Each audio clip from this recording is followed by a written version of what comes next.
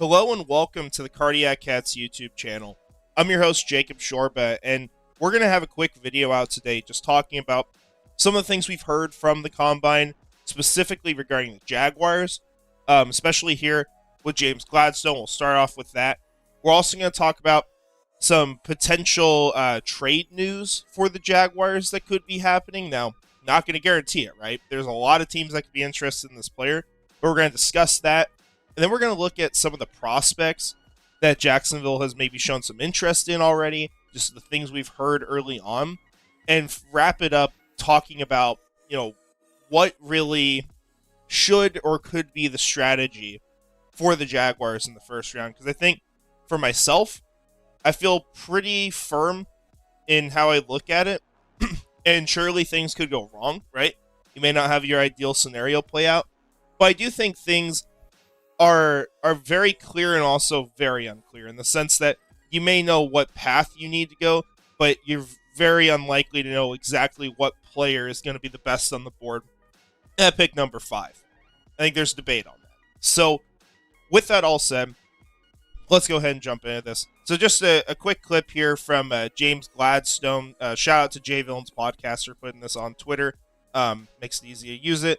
So I'll just play this really quickly. This was, in regards to talking about the Jaguars draft capital this season. Free agents, and so 10 draft picks. Yeah, a lot of draft picks. So look for the Jaguars team to be a lot different. Ooh, what do you want to say there about for now? Yep, and I'll stop it there. But you hear obviously interjects here saying for now when talking about the Jaguars have 10 draft picks. Now that could mean getting more draft picks, trading a player perhaps. That could mean moving back in the draft to get more draft picks. That could also mean trading for a player, giving up draft picks, or moving up in the draft and giving up draft picks, right? There's a lot of things that can mean.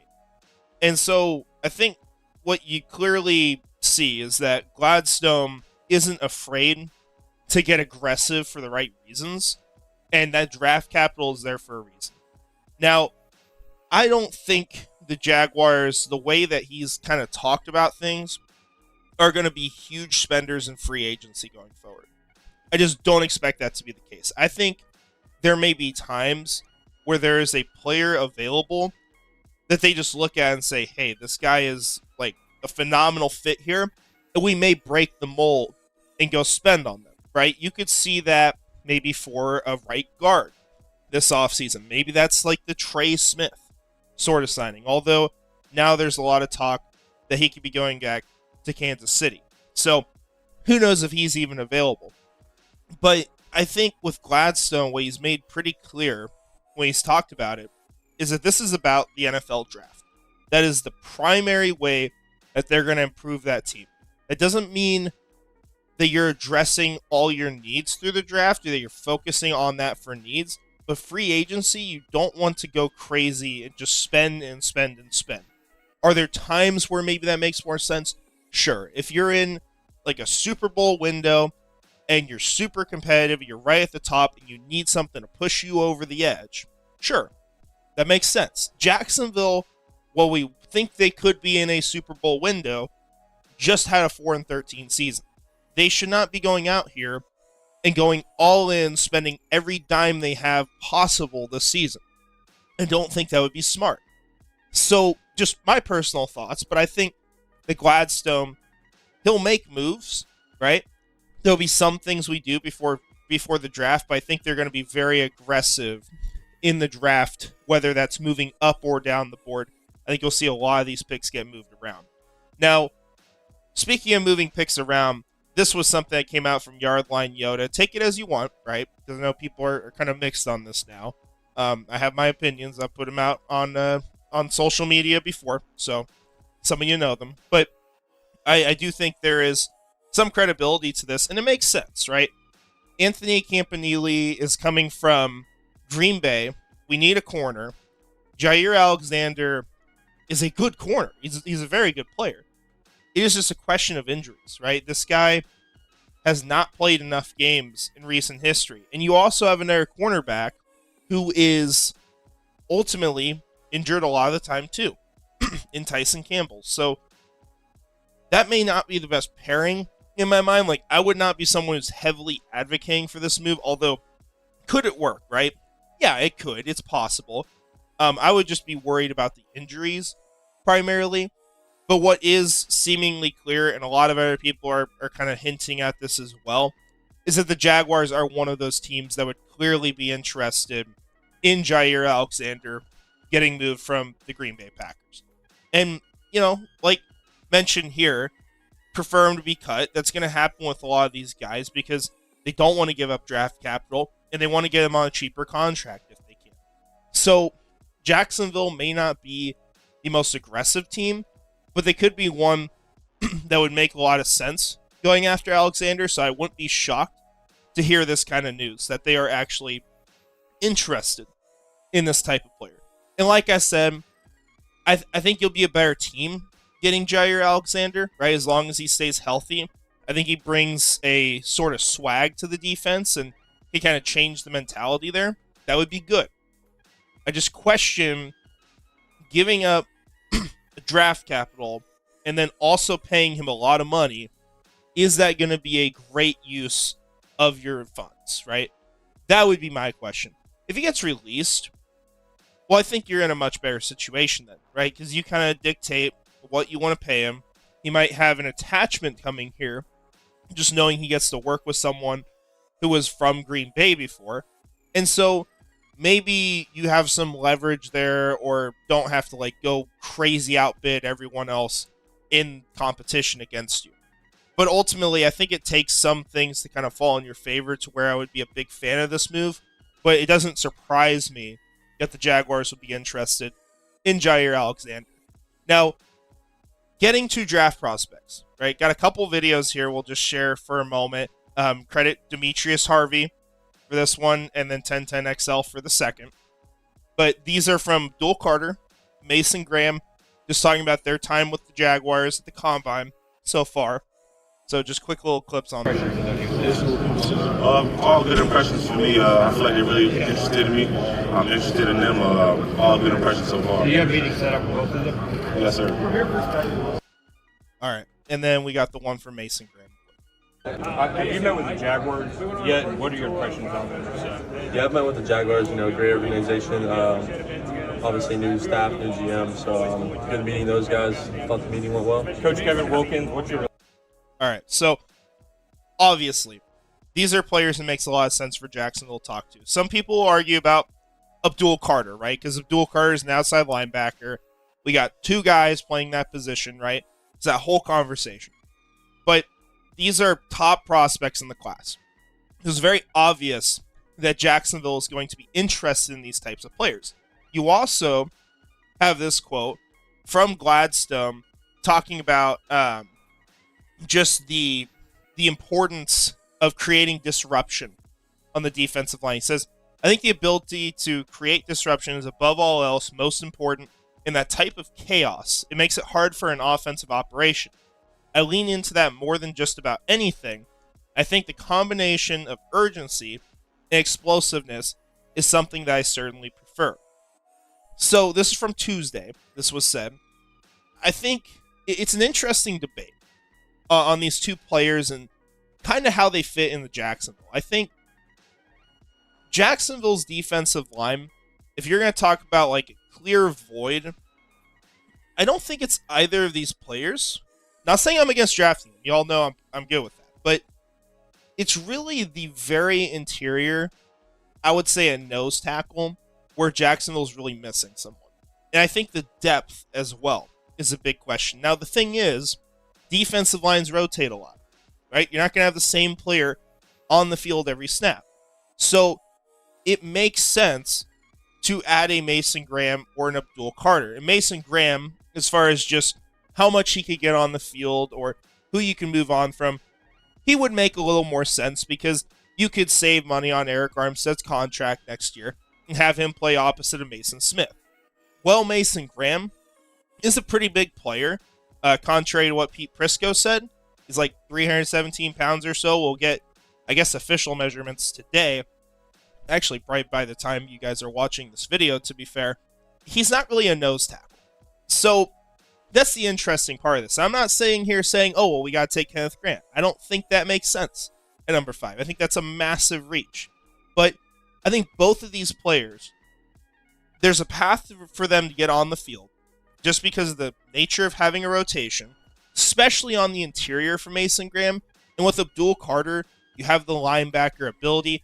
You have the ability to stunt, run up through the middle. And that is where he creates disruption as a player. So I think he's someone who can blow up plays. And obviously with Mason Graham, he's great against the run. He's going to disrupt those plays. And he's also going to get pressure from the interior, which is really important for Jacksonville to start winning there. So both of these prospects make a lot of sense for the Jaguars, at least in my opinion. And once again, I know the pushback is generally against, does Abdul Carter make sense for the Jaguars? Well, it may not as much as Mason Graham. My argument has always been that this is arguably the best player in the class in Abdul Carter. This is a guy who is probably going to be another Micah Parsons. The way he's played, the way he's developed, I would argue he's ahead of schedule. I mean, Micah moved to edge in the NFL. Carter's done it for a year in college, and he's already the best player at that position coming out of college. It's crazy. That's the type of player he is. And so you don't pass on that type of player if he's available. And here's what's interesting. Tests today revealed that potential number 1 overall pick, because he is in play for the Titans, Abdul Carter has a stress reaction in his right foot, and the Penn State standout will need to decide soon whether to have surgery, sources told ESPN. There are mixed opinions on whether he needs surgery, and we will figure that out in the near future, Drew Rosenhaus said Wednesday night in Indianapolis, site of the NFL's annual scouting combine. This is really interesting. And I'm going to make this very clear. I'm not rooting for anything bad to happen to Abdul Carter. I don't want him to fall for his own sake, right? I hope the guy, for all these guys, like, just not being me taking away the fandom, I hope they all go high. I hope they have great NFL careers. Just don't go to a rival in our division. There's the fandom talking. But if something like this does cause Carter to slip, which very much could, if he falls to 5, which is something that is in play, I think Jacksonville has to take him. And here's what would be interesting about there, how the draft board could end up playing out. Let's say Tennessee, at number 1, let's say they're planning to take a quarterback, or more likely, let's go with, they want Travis Hunter. They want that franchise type of player. And maybe now Abdul Carter isn't as much of an option because, well, can we take a player who's got a little bit of an injury at number 1? Even the small things can push players down the board, right? As dumb as it sounds, we've seen that happen. So let's say Tennessee either picks Travis Hunter at 1, or say the Giants move up from 3 to pick a quarterback. Regardless, I think Cleveland takes a quarterback, Giants take a quarterback, Titans land with Hunter in that scenario. That might be my guess for where things go, assuming you don't get like a huge offer from a team that's back in, like 6 or 7, the Jets or the Raiders, to move up. And even in that scenario, say the Giants are left without a quarterback, that might be Travis Hunter at number 3. Now all of a sudden, the New England Patriots at 4, maybe they take Mason Graham at that pick. I mean, that is possible. You also got to consider they might make additions at defensive end. You got Keon White there as well already. You had a player from Tennessee, I think it was Harold Landry, who's now available via trade, plays defensive end. Going to be someone that is heavily linked to the New England Patriots. So maybe things change to where they say, hey, let's go with the interior defensive line, or they just straight up say, hey, we want to tackle.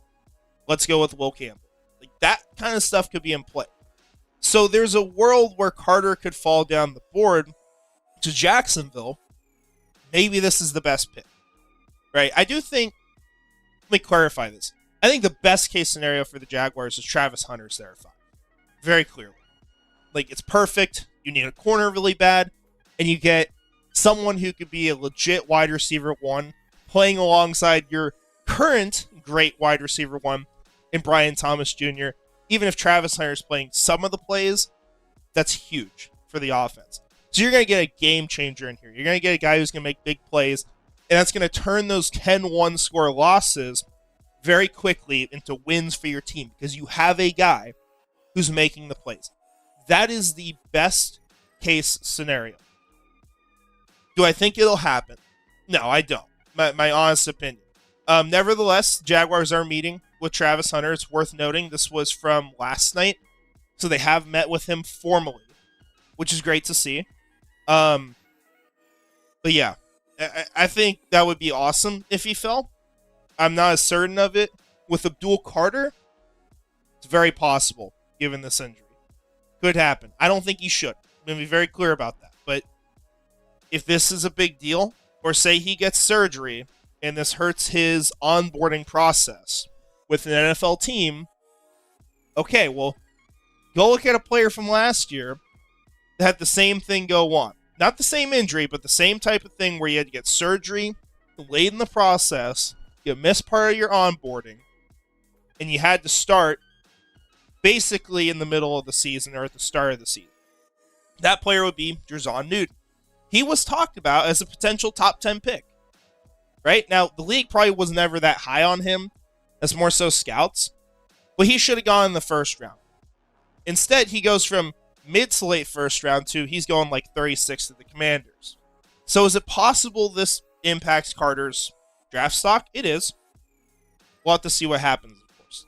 But I think for Jacksonville, you have 4 players you're watching very closely.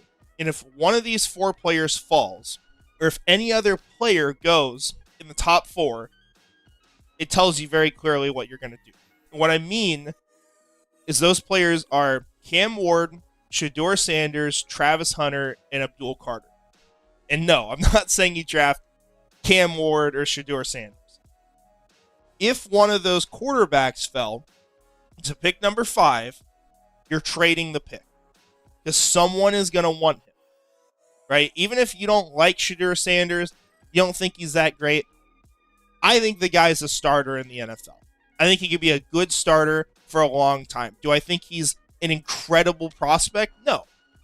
But I think he could be a starter for a long time. If Cam Ward fell, which I highly doubt, Ward is someone who has the upside that would be tantalizing to a team to say, hey, we got to take a shot on this. Maybe we get our guy for the next decade or 2.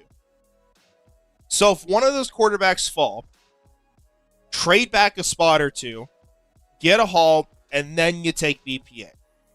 And maybe that's a hard question still. If Travis Hunter or Abdul Carter fall to 5, well then you're going to take one of them. Right? Whichever one does. I doubt both of them ever would. If all 4 of those players go before pick number 5, that's when the bigger question comes up and where there's a debate because who knows who BPA is, right? I think most people would say Mason Graham, but if Will Johnson's fully healthy, I think he's an incredible player. If you get another guy who plays like Pat Surtain II, then, I mean, don't you got to draft that guy? There's a serious argument there. So I would almost say, if you're there at number 5 and you don't have any of your top 4 players available, or as in the top 2 players and the 2 quarterbacks, try to trade back. If someone gives you an offer, try to move back, take the guy who falls in your lap, get an extra, say, second-round pick out of this draft. Now you're addressing another need. Or maybe you can pair those 2 picks, 36 and whatever you get in return, and get aggressive, move back up in the first round and get a great player. So that's kind of where I'm at. I think you're hoping either a quarterback falls that you can trade out of it, or a great prospect falls that you can take. If neither of those happens, ideally, you're able to trade back, get an extra pick, and either nail 2 second-round selections with a good GM, or get aggressive, trade them both, and get up to go get another great player that you really want. So those are my thoughts. That's kind of what I do with the draft. But a lot of exciting things from the Combine that we can definitely talk about. We'll have more news throughout the week. But that is all I've got for this video. So shout out our channel members really quick. Premier Series 904, Nightmare Eco, Gator John Bites, Scrubber Ducky 500, Frangies, and Brian Foster. I appreciate all your support. Hope you all have a great rest of your day. Let me know your thoughts on all this. And finally, go Jags.